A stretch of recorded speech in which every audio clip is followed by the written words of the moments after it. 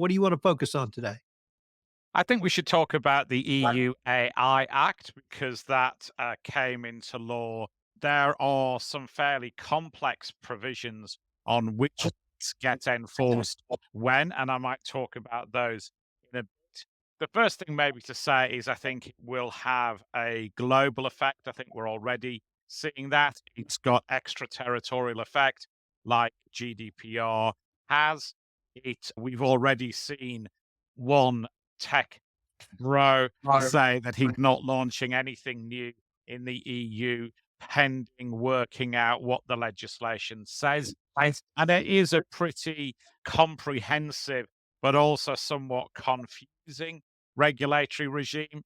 It's a little bit like the European Commission's greatest hits album in a way, in that it's a collection of different enforcement regimes so that you've got, for example, the model that's used in EU antitrust competition law enforcement to have a sort of central EU office with some delegation down to in country authorities. It's got a model where there's in country authorities with a sort of advisory type function similar to GDPR. And it's also got registration requirements, like, for example, the EU medical devices rules, or a little bit like the RAPEX system, if people are familiar with that, for product recalls, etc. So it's a sort of an Amish quilt of legislation, if you like, with scraps from other places that are working together. And I think that means that it's fairly complicated to understand. The second thing to say is that whilst ever enforcement action is postponed until 2025 and beyond, EU isn't the AI isn't the Wild West in the EU. We've already had quite a lot of enforcement activity, particularly from the Garanta, the Data Protection Authority in Italy, from Spanish regulators as well, from regulators in Greece and in France. And AI is definitely flavor of the month in terms of GDPR regulators as well. And what the Act seeks to do is bring in different levels of regulation depending on how you use AI. And it doesn't just apply to AI developers. So, if, for example, your corporation is using AI to help you sift out recruitment applicants or applicants for hire, then you will have to look at how the Act applies to you, even if you've sort of outsourced that sifting process to somebody else. And obviously, uh, it depends on how much of an impact the act will have on you. But as a general rule, there'll need to be some transparency as well. So if you're the compliance officer of, let's say, an engineering business, and you've sourced hiring to a recruitment agency, you need to ask the right questions to work out whether they're using AI apps. If so, are they registered? What sort of applications they are, etc., etc. Because there can be liability on the deployers of the app as well as the developers. And as I've said, areas like recruitment are already areas in which EU regulators are interested, as are things like performance appraisals. We've seen the Spanish regulators, for example, take action against tech enabled performance scoring, the type that many corporations have in systems like PeopleSoft, for example, as plugins or success factors or stuff like that. As I've said, there are various categories of risk. Unacceptable risk is sort of prohibited systems, things like some types of biometrics, facial recognition, etc., and they're banned from next year. The type of applications that we'll see within most of our corporations that will cause the most concern are what are called high risk AI systems. Without being overcomplicated, there are sort of two different types of high risk AI systems. The second, regulated from 2027, is things like medical devices, toys, things that are already subject to existing EU product safety type regimes. So 2027 for them, 2026 for most of the high risk systems. There's many that that corporations could have, and maybe Tom, in the show notes we can link to some more detailed FAQs so that people can take a first cut at working out which bits of their operation are in. And it's important to remember that I think most compliance officers, most heads of legal underestimate the amount of AI that's already being used in the business. For example, I had asked a client, "Are you using AI?" They said, "Yeah, not really sure there's much AI being used here." I said, "Look, if you want to start a compliance program, just send a simple memo around the developers, around the procurement people, and any AI that you can think of." We're now north of 50 replies from people saying, "Oh, yeah, we use AI for this function or that function." So most corporations heavily underestimating the amount of AI that's already being used in the business. And just as we talk in cybersecurity worlds about shadow IT, people using their own cell phones, their own functionality to do things quicker than corporate systems, of course, we have shadow AI as well. And that might be the marketing team using ChatGPT to write pictures. It might be people using AI to develop presentations. It might be, as I've said, the recruitment agents using AI to help sift large numbers of applicants. As far as enforcement's concerned, two different regimes in play.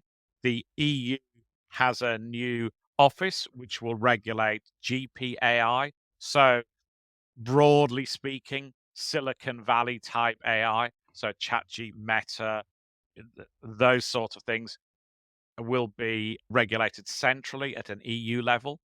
The rest, including high risk systems, most of the enforcement will come to in country MSAs. They'll be appointed next year by EU member states. Data protection authorities are pushing to be the nominated MSA in each EU jurisdiction. And I think they may well win that battle, although it's up to each individual member state to pick who they want.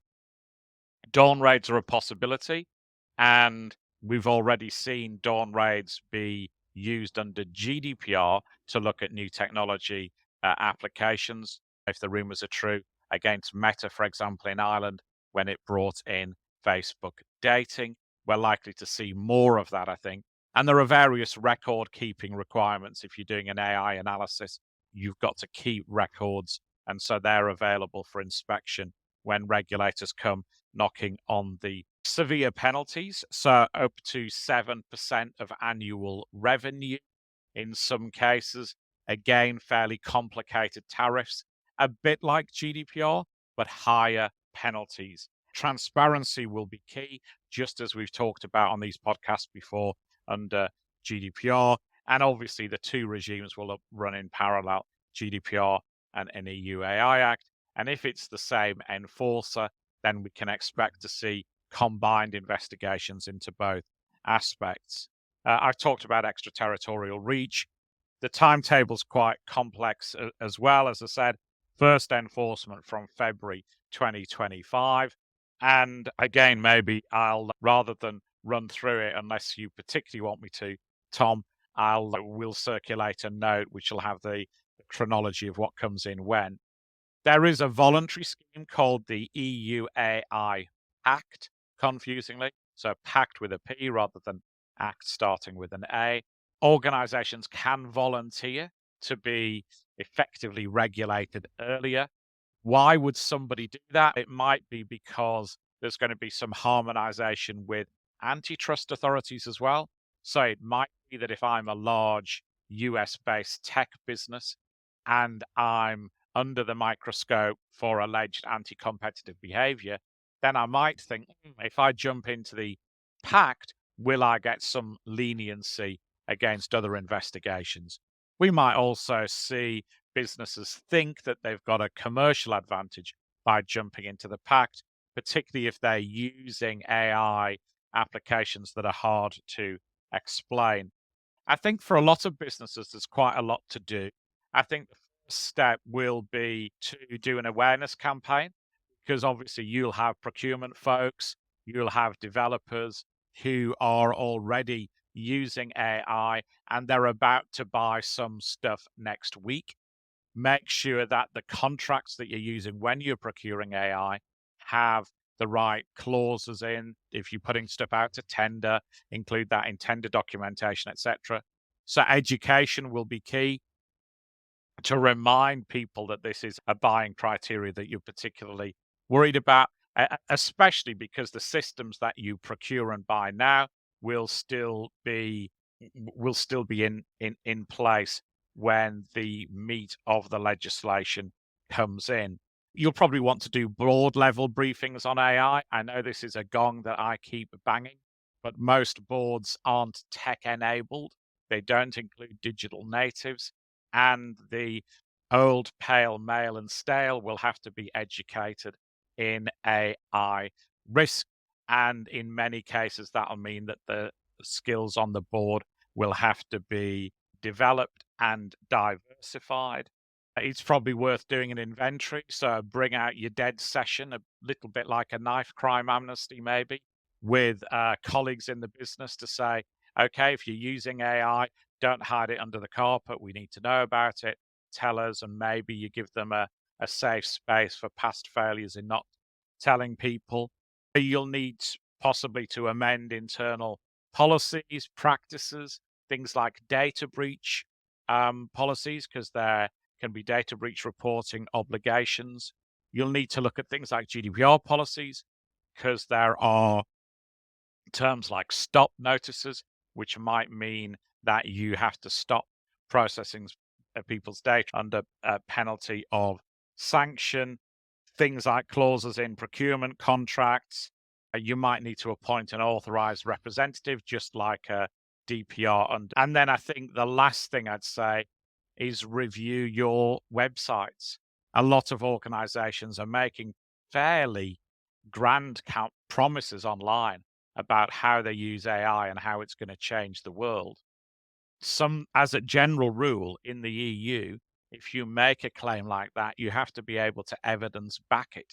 So if you're saying, oh, our use of AI makes, I don't know, the sifting of candidates 8 times more efficient, you better have good data to justify that 8 times more efficient claim. And obviously, that's something that you're liable for now. You don't have to wait for the act to come in for that liability. It's a monster piece of legislation. As I say, pretty challenging to understand, but hopefully that's given you at least an introduction. Tom. Karen Moore, do you have a question? I do. And it's a two-part, and they're both pretty simple ones, but big ones, Jonathan. One is, given how quickly this is all moving, how does an organization get its arms around inventorying what it's already got out there? Kind of like in the data privacy world. How do you know what's already happening as you're scrambling to put in some sort of a governance structure? And then the second is, you just categorized a whole bunch of different really great and important steps that an organization should take, and you can say, you need to do this, you need to do this. Who's the you? Where should this sit? Where's the Yeah, government? I think they're both really great questions. I think as far as the inventory piece is concerned, I think that's really challenging. And a lot of businesses have still struggled with their GDPR Article 30 obligations, records of processing activity. If you're one of the businesses that's managed to pull that off, maybe the rope is the place to start. I unscientifically think 10% tops have got a roper that looks like it reflects Mhm. what the business is currently doing. The approach that we're using in client projects that we've got is a sort of bring out your dead approach. So, what have you got that's running AI? Tell us about it now. And then we've tried to develop some diagnostic tools to work out, is it high risk? Is it prohibited? Is a GPAI, and then it's quite a labor intensive process, but you look at each, you go through the diagnostic tool, and then you push out an answer at the other end.